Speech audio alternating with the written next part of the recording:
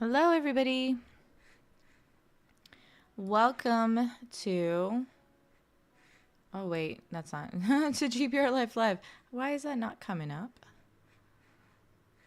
Okay. So I guess if I want to see it from here, that is all of you on TikTok. I can see ya. Well, kind of. I can see what I want to see.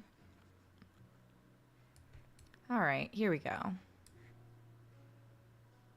Hello, hello. We're going to go over Streamlabs today. Streamlabs.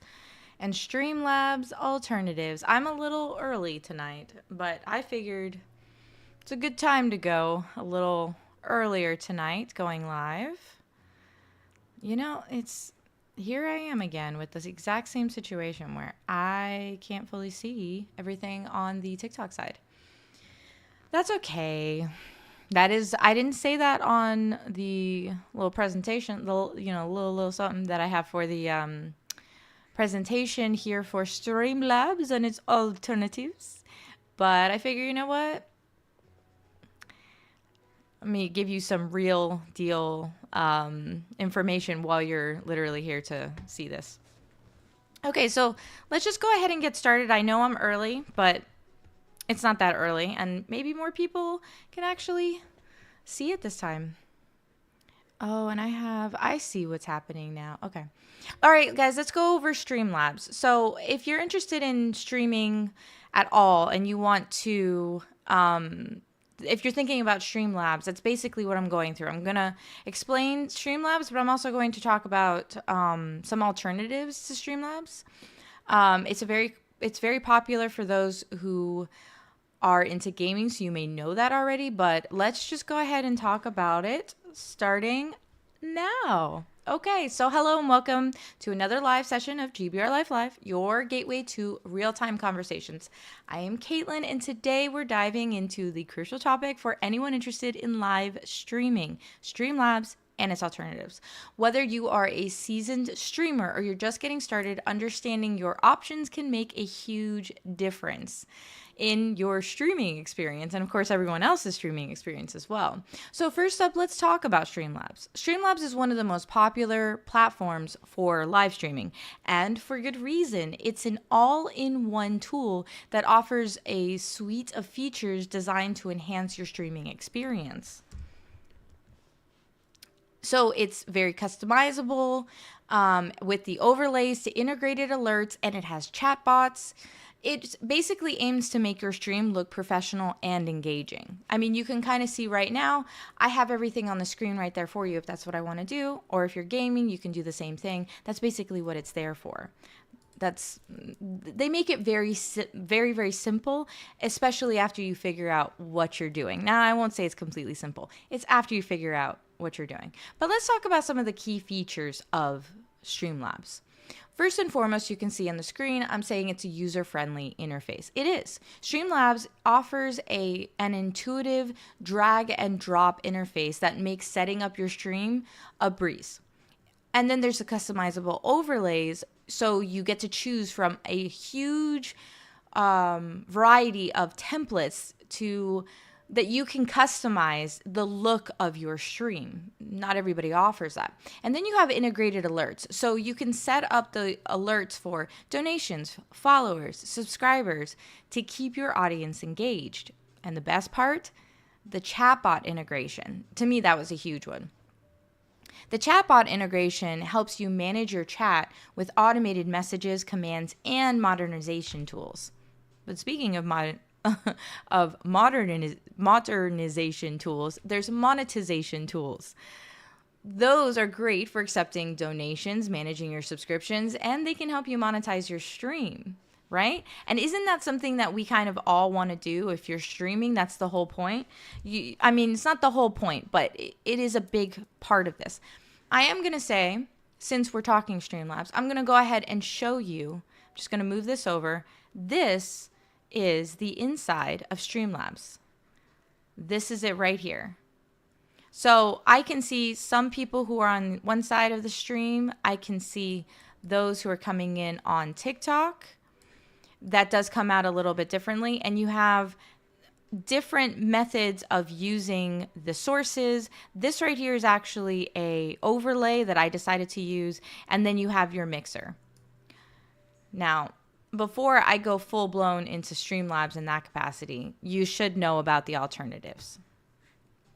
Although real quick, I did just take all of you guys out from the TikTok world and let me bring you back up to the front, or else I won't be able to see you. Okay. So now let's talk the other side, the alternatives. So while Streamlabs is a fantastic tool, it's not the only option out there, obviously. So depending on your needs, you might find that another platform suits you better. So let's explore some of the popular ones, right? Like the first one that you see on the screen is OBS Studio. OBS Studio is commonly talked about. It's free, it's open source, and it's also highly customizable, far more than any of the other ones I'm about to mention, and widely used by professional streamers. Why is it? Because, well, obviously it's completely free. I mean, that's a huge pro. There's no premiums, there's no hidden costs, there's none of that. It's the customization, though, because they offer a wide variety of plugins and settings for advanced users. Plus, it's cross-platform, so you can use it on Windows, Mac, and I think it's called Linux or something like that. Now, the issue here, though, is even though it's really amazing, let me see if the next one, okay. Even though it's really amazing, it does have a steep learning curve. The interface can be overwhelming for beginners, and there are no integrated alerts. You need a third-party tool for alerts and overlays, which might be something that somebody is not interested in, because overlays can make your stream look not only more professional, but very well put together. I didn't have to figure out how I was going to put my stream together because I was able to just quickly go over to the overlays and add that to my stream without thinking about it. It gave me a theme. It gave me a, it could go along with my brand, and I'm telling you exactly what I want to do, how I want to do it. And that's what Streamlabs offers you. On the other hand, OBS does have the ability to do that. You just have to know how. And so the biggest difference I would say between Streamlabs and OBS, so starting that right now, is that on the one hand, you probably need to know what you're doing. So you would need to know more about coding and things like that in order to use OBS versus Streamlabs. It is extremely user-friendly, but there is a lot it can do. So unless you know where to go, it can be very confusing. However, they have tutorials, they have YouTube channel options for you to go and figure out how to do something. They themselves try to help you set up in the very beginning. It is extremely user-friendly in that way, but it is very usable. So it really just depends on what you want to do, but you have to know where you're going in Streamlabs to do it. And yes, technically the same thing with OBS. The difference though is that it can do it. You can think of something and very likely it can do it while you're streaming. You may have to find a plugin, but it can do it. Okay, so now there's XSplit. XSplit is another powerful tool to stream with a ton of features, but I would say this is more for gamers, but it could work for content creators as well. Now, the good thing about it is that it does happen to be more user-friendly than OBS Studio, although I'd say that all of them are at this point. And it does have a high-quality output. So in other words, it has excellent video quality and a smooth performance because it has built-in features that include integrated alerts, overlays, and a whole lot more. But it's more local on your computer. So that's definitely a good thing. But the downside is it does require a subscription for premium features. And it's Windows only. You can't use it on a Mac or a Linux. So it's something to consider. It has a lot going for it, but it's not everything. Now, Twitch Studio, one everybody knows about, and not only do they know about it, most people are watching live streams there. Now, it is its own streaming software, and it is easier for gamers to get started. I mean, it's its own, I don't know how to say this. It's its own website. It's its own thing. So it's social media essentially. So it's very easy to get started. They don't make it complicated. You just quickly go in, you create an account, done. That's basically the extent of it. And then, of course, they have their own integration, which, of course, is also going to be seamless because it's its own entity, versus Streamlabs, OBS, and XSplit are going to be using other places and bringing it into it. Twitch is not that. It has its own features, its own chat, its own alert, and it's completely free to use. You don't have to pay to get any of that started. Now, the con here, though, is that it does have limited features. It's not a feature-rich place that you're going to go stream like Streamlabs or OBS Studios. And really, it's only for Twitch. Now, there is one thing that you can do to get around that. I will actually show you that right here. If I go to GBRLIFE.com and I go to my Live Wednesdays, you can see that right here, this is actually an embedded video, and I took that from Twitch. So anybody can watch me going live from my website anytime they want on Wednesdays. Now here's the deal. The difference is, yes, you can watch me go live, but you won't be able to see the chat. So you wouldn't necessarily want that because if somebody starts talking, you can't see that. But it is a way to get other people to at least see you. Yet everybody likes the opportunity to integrate with you, to speak and let everybody know what they want to say or send emojis and things like that. I mean, people want to be involved in some capacity. So you have to consider that with Twitch. It is a great place, especially for gaming, but it's really only for Twitch. And the only option you have after that is using an embedded video. Next up, you have Lightstream. So Lightstream is a cloud-based streaming platform that offers a unique set of features, especially for those who want to stream on the go. So the pros here is that it's cloud-based, which means you can stream directly from your browser. How nice is that? So this is especially good for those who don't necessarily have that powerful hardware. Not everybody has the gaming computer, but they want to live stream. And I will say this, if you're going to use Streamlabs or OBS Studios, you will actually need really good hardware. I'm streaming right now. I'm using Streamlabs, and I can promise you it was failing miserably on my regular laptop. I had to get a gaming computer in order to use Streamlabs on my desktop, but it was worth it. Now, that being said, Lightstream is pretty easy to use. It supports integrations with popular tools like Streamlabs and OBS, and it's collaborative streaming. It allows for easy guest participation in the streams. And I think that's what most people could possibly want anyways. But here's the downside of Lightstream. It is subscription-based. It is what it is. So many of the subscription-based out there, but it does require a monthly fee for full access. And obviously, if it's on the cloud, it's dependent on internet connection. So performance relies heavily on your internet speed, which I don't know about you, but if you're in an area that maybe it storms a lot, or just in general, if you're relying on just your internet and you go down, not necessarily the best thing for your internet. I mean, for your stream, not for your internet. That was funny. Okay, so next up, though, is Restream. This one I had heard a lot about, and I was very excited to find out more about it myself. But it is a powerful tool for anyone who wants to broadcast their live stream to multiple platforms simultaneously. So that's one of the things I think that also needs to be mentioned.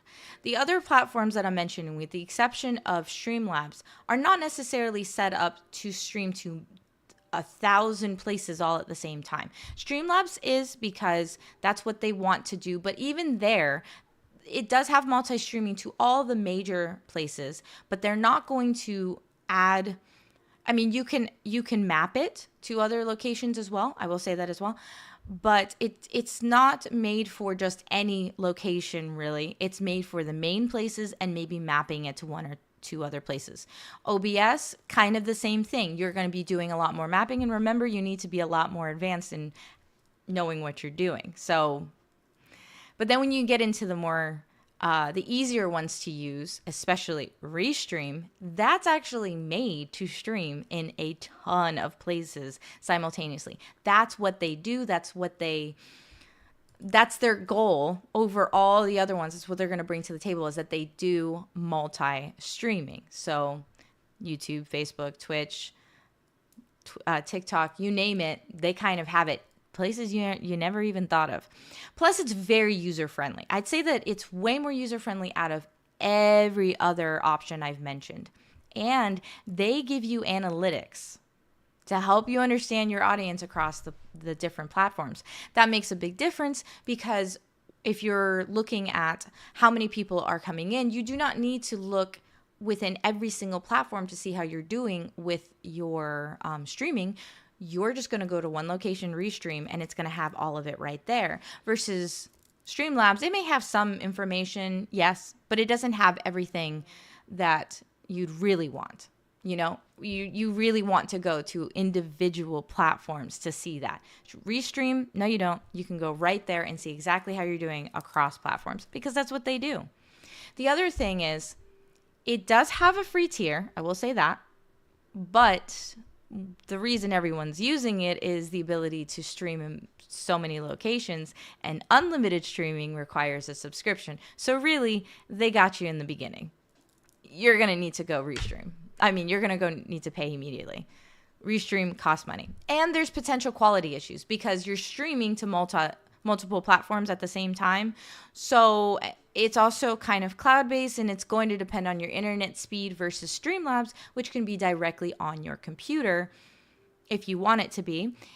You can also use Streamlabs on a website, so it's really up to you. And you're dependent on internet, but you're also not. Cloud-based it's good, but it's iffy. All right, so let's figure out how to choose the right streaming platform. I will say, anybody who is watching right now, remember, all of this can be found on GBRLIFE.com. The entire presentation will be available right after the stream. As a matter of fact, it's there right now, to be completely honest. I will go right over here, and you can see, if I scroll down, you can see right there, that is Streamlabs and its alternatives. You can check it out anytime you'd like. All the locations that I just mentioned, you don't have to wonder. I put it there right. I put it right there for you, including some of the things I'm saying right now, things that you're going to consider. And the main issues or I don't want to say issues. I don't know the right word, but we're going to say, so for example, if I look over here and say on a tight budget, OBS Studio or Twitch Studio. So it kind of says to you, if this is the first thing that issue, there's no other word for it. If this is the first thing that you're thinking of, I have a tight budget, look at those two first. If nothing else. I need water. I'm making this one faster than my usual lives because I have some recording to do. So I'm like, let's get straight to the point, where normally I'm like, ha ha ha ha about every little thing. Okay, so which one should you choose, though? Choosing it is going to depend on your specific needs and preferences. So I'm literally putting the questions that you should ask yourself on this presentation, but I will say it out loud as well in case somebody's watching this video and maybe you can't read the screen as well. First thing is, are you a beginner or are you experienced in streaming? 2, do you need advanced customization options? 3, what's your budget? Because like I said, some of these are subscription based. And 4, what platforms will you be streaming on? So personally, I started on Streamlabs because of the user-friendly interface and all of the features. And admittedly, also, because I can stream everywhere at the same time. Not everywhere, but the main places at the same time. So of course I was like, oh, this is great. But as I grew a lot more comfortable with streaming, I did download and start using OBS Studio because it has so much more advanced customization options. And then I saw Restream and I was like, oh my goodness, it's multi-streaming capabilities. Oh my goodness, this is amazing. Yeah, I could go literally anywhere. But then I landed right back with Streamlabs because overall, I feel like it's actually exactly what I was looking for as a non-gaming streamer. So I do want some options, but I don't need literally everything. I'm not really going to be showing you a game and playing a game as I'm talking to you. Sometimes I'm going to be just talking to you, and other times I'm going to show you a presentation or show you directly inside of something. But it's not, so in a sense, I need good templates, but I don't need things that are going to like pop up out of nowhere for you to play a game, because there's options like that within Streamlabs. You can actually provide people in the chat where they can play games while they're watching you play games if you're a gamer. But I don't necessarily need that. However, and I would say Twitch is really good for that one as well. However, you might want that if you're a gamer. You may want that if you want to keep your audience more engaged and to stay watching you for longer. It really just depends on what you want. Also, remember, even though it's heavily advanced, there's always the opportunity for you to learn. You can just go on YouTube, watch a bunch of tutorials, and learn everything with OBS. It is complicated, but if you were to go in and start using Streamlabs, which can be free completely, you get an idea of how to use OBS. An idea.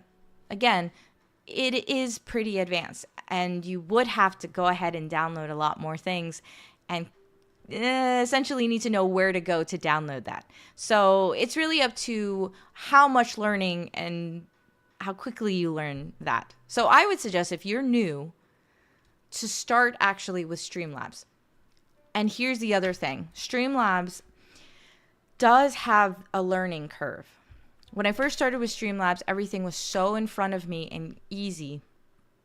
And then I realized that while it was in front of me and easy, I wasn't really getting everything I needed to get how I want it to be immediately. So what I mean by that is, for example, my microphone had an echo. That didn't happen because of an issue with my microphone. I'm using an extremely good microphone. But it had an echo because I had certain settings that were defaulted on Streamlabs.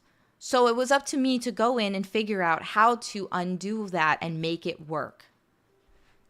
And then there was me wanting to stream to multiple platforms, but how do I make the photo, or so I can actually show you as well. It does not automatically show you this as landscape and vertical. I actually have to enable that. I have to say, hey, I need these two items here in this way. And then you also want to consider how you are setting it up to make sure that it's beneficial for anybody who's looking at it.